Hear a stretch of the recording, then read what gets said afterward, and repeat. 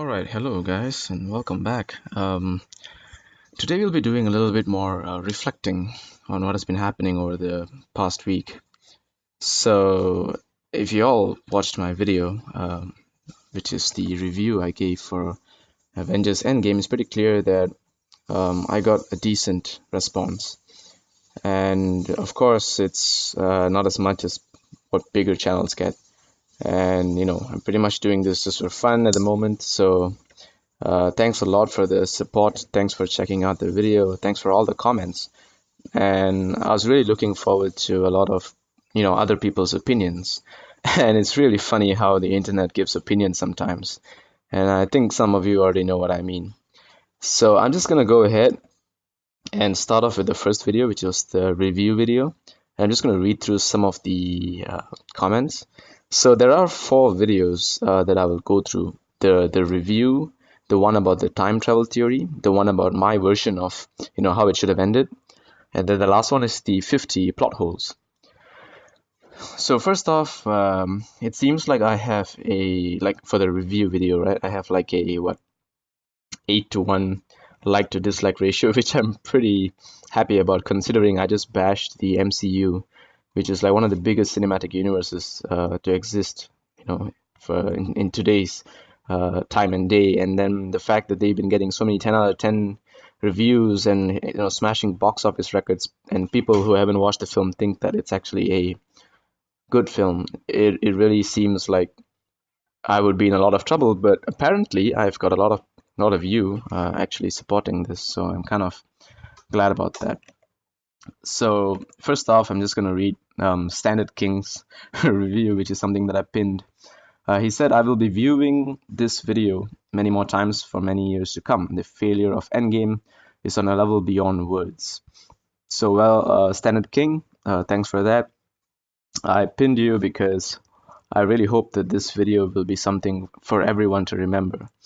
And the reason I'm saying that, it's not specifically about my video, but more so the fact that this was a bad film, and we should use this as a means to decide, what bad movies are, because this was a letdown for us.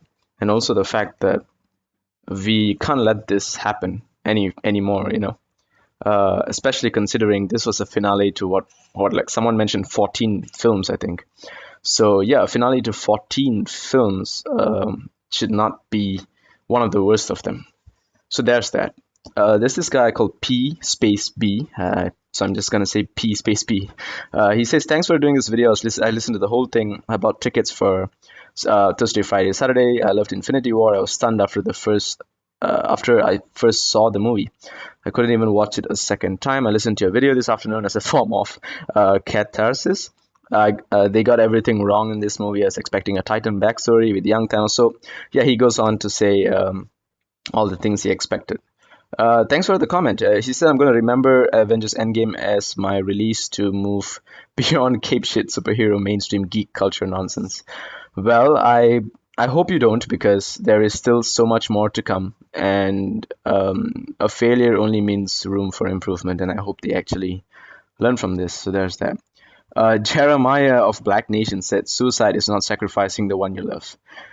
So this has been debated many times in the comments as well. I saw some people like throwing a fit on this. So let me just clear this out for you guys.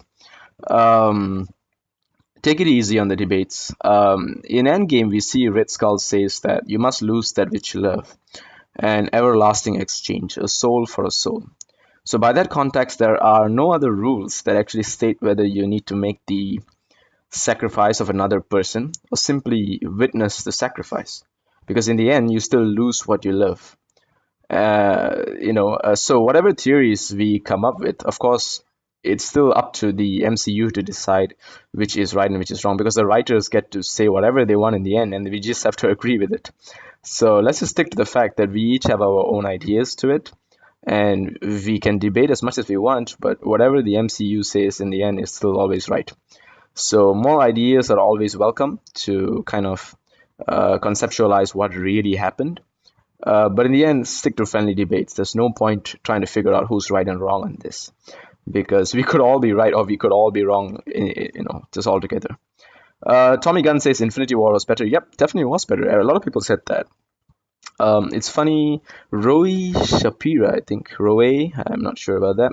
It's funny how every rant says exactly the same things. I can't agree more. I was so disappointed with this film. Every word you said is just how I feel and think about this film. Infinity War is way superior. So yeah, thanks for that, Roy Shapira. It's true. Everyone says the exact same thing because, I mean, it's pretty much what happened. And yeah, I was disappointed as well. Mighty Cyrus says this movie was a missed opportunity. Didn't take any risks to make it really good. It's too safe, but it failed on so many levels.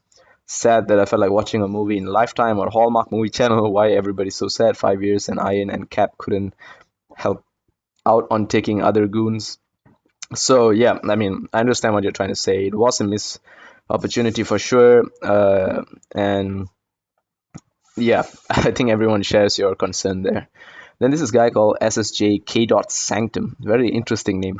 Infinity War just as bad now that we know Strange allowed Thanos to kill half the universe for a rat to let Ant-Man out of the quantum realm. So yeah, this was a major plot hole as well that I pointed out in my latest 50 plot holes video, which is how come no one actually followed up to retrieve the like the truck Ant-Man was using to travel to the quantum realm. It was just so weird, and then the device was just left lying there, which means, I mean, if not for the rat, if any of the Avengers picked it up, they would have figured it out. So yeah, then this is this guy called Virtuoso. Hope I'm saying that right. He said the sci-fi and temporal causality principles, not just in this film but in the franchise universe, culminating this film is a mess. And he gives a very good description. He says, like, as you have identified, time travel won't be a phenomenon of quantum mechanics. If anything, it will fall under propulsion that brings the traveler faster than the speed of light. And then he continues to explain how altering the past, creates a divergent timeline, which is something similar to my time travel theory in one of my other videos. So you guys should actually check that out because a lot of people questioning the time travel, I think, have not fully seen my time travel video. Because of course this review was written like a few hours after I watched the film, and that was like the first time. So there are a lot of things that I figured out after watching the film the second and third time, for which I have made follow-up videos for.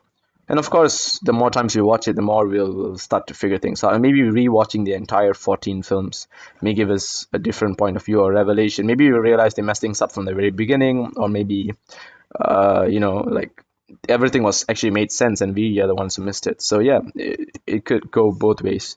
So thanks for that, Virtuoso. I do agree that the cap time traveling is like the biggest uh, like plot hole point. And yeah, it's not about quantum mechanics, man. We're talking about time travel. No one knows what is happening. To be honest, it's like talking about heaven or hell. No one really knows. So there's that. Then there's this guy called John in Osaka. That's an interesting. And he has a photo of Osaka. I don't know whether John is there. Let me just have a look. I only see Osaka. I don't see John. So John, you should get yourself in that photo. He says, "Let's not forget that we now have a Marvel universe with a time machine, which is arguably uh, as powerful as a weapon as the Infinity Gauntlet." And that's true. Pym particles apparently, I replied saying time to stock up on Pym particles, and yeah, that's pretty much what's gonna happen. Like, if this becomes canon, Ant-Man literally allows everyone to just keep time traveling whenever they like, and Doctor Strange with the like the time stone is less like useful than Pym particles. Then this guy called Harry the Berry. Harry the Berry, I hope you're not that anime Harry the Berry, the one that looks like a pedo bear. I hope you're not that, but still, he says Hawkeye never gave up. Like, with the rules where you need to give up the one you love for the soul stone. So yeah, I already mentioned this before. Um, the way I understand it is that as long as you witnessed the sacrifice or you lost the person you love, it doesn't matter how you lose them, but as long as you lose the person you love there and then, it will work. This is because there's nothing else to go against it, so we can only presume these things. But of course, we won't know until like someone from the MCU just comes up and says, "No, you were right" or "You were wrong," and then we're all just doomed anyway. Toa Ryanonical 2 says that Toa Ryanonical. I know the Toa from the, like, what is it, Chronicles? Something like that. He says first The Last Jedi and now this. Yeah, I'm sad too, man. Last Jedi was a bummer as well. Sister Mercy gave a very unique bunch of scores in the ratings, and Show some mercy, Sister Mercy. Then there's Harry the Barry again, who also gave some ratings of his own. And yeah, it's pretty terrifying ratings from you guys. Nonetheless, I gave my own rating, and I thought that I was being harsh, but man, you guys are killing it. Uh, Big Narok said disappointing movie. Yep, it was. Fremont Mark, I don't know if it's Fremont or Fremont. Correct me. He says that movie's not perfect, but I hope we will see much more. I don't know whether it says best movie or bad movie is Endgame. I think what he meant is like, even though this movie was bad, based on the ratings, he hopes he sees more movies like this. Then I told him that, sorry, I couldn't really understand what he was saying. He said, apologize for my English. I'm French. And it's like, it's cool, man. You can be whatever language, and you could take your time to explain it to me. I'm fine with understanding. It's not my native language as well, and it's more important that we actually understand each other before we argue or debate about whatever it is, because all this is just trivia and it's fiction anyway. So yeah, thanks for explaining, because you took the time to actually like explain it to me. You like the emotional take on it, which I respect, but for me personally, I didn't feel the emotional take on it because it was just cringy plot lines, and the movie as a whole didn't set well enough. So there's that. This guy called Kyle Cullen said executing a mass murder is very appropriate. So apparently he believes that mass murder is fine for the sake of justice. I mean, yeah, sure, that's your point of view. For me, I draw the line when, if you're not at war, killing is not justified. Meaning, if you're killing someone at war or you're in combat with them, they're armed, that makes sense for me. But if they're not armed and you got them disarmed, killing them is, it's just what a villain would do. So there's that. Joe Madden said that Scott mentions how the quantum realm time passes more slowly. Yeah, so this is once again about the plot hole of the quantum realm. Catch my time travel video, guys. And then there's one. Valky Lev says, only 12 minutes, but good stuff so far. Just finished. Completely agree with you. Bad movie. Thanks for that. Roy M says the movie is garbage. Well, yeah, I'm just going to leave it at that. Michael Cortez says, you're describing my feelings I had when I was 22 in 89 after seeing Star Trek movies, 2 in 82, 3 in 84, and 4 in 86. Man, I'm trying to guess your age right now. Uh, Things were riding high. Then I saw Star Trek 5 and it came crashing down. Well, I guess that's what we faced here as well. Kind of similar experience. But I guess, the ratings are going to hide that, which is what I'm worried about. The ratings should not hide the fact that this was not really a good movie. Then this guy called Ririf Novianto says, I'm agree with you, bro. Endgame is the worst Marvel movie ever. Funny that Thanos kills half of the universe by cooking like a troll. I mean, the poor guy was making breakfast when they decided to come and kill him. So it is kind of sad. Then this guy called Captain Kuch Lee. I don't know how exactly you say that. But this guy has been like, I don't know if he is the first hater in my channel or what, but it's nice to have a hater it's like a fresh breath after all the good comments. So this guy says you don't even understand what's happening in this movie alone, without including the previous 21. And then try talking about some other people about what they understood. Dude, I debated about this whole thing with like a group of my friends, and of course, this review is after the first time. You should catch my other videos because I clearly shut you up after sharing a Reddit post that explains things clearly. So, yep, you can try again in one of my other videos to pick out one of my points. But I mean, I clearly nailed you with that. The fact that because Captain Cushely was mentioning to me that the plot hole when Hawkeye was with his family was not the fact that he wasn't taking cover, but instead it was the fact that it was daytime both in the US and in Wakanda at the same time. But yeah, I had a Reddit post that clearly debunked that entire thing. So goodbye to you, Captain. I'm the captain here.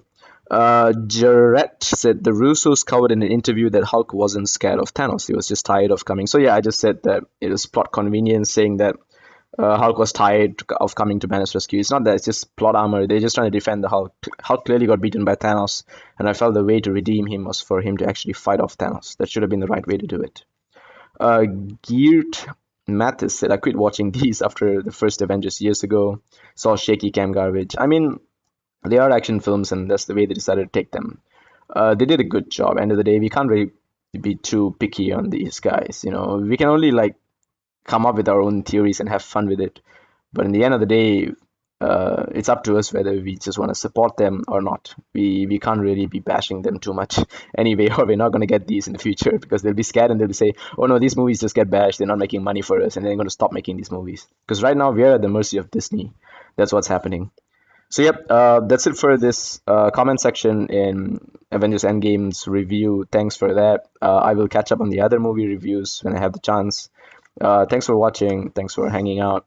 Thanks for all your comments and your time because it helps me. It encourages me to make more of these. And if you guys like it, do give me more points, and I could probably, like make more ideas out of what you guys have because you guys clearly have quite a lot of ideas as well. So thanks for that. So that's it from me for today. I'll be off for a few days. Hopefully, I'll catch you guys when I'm back. So adios.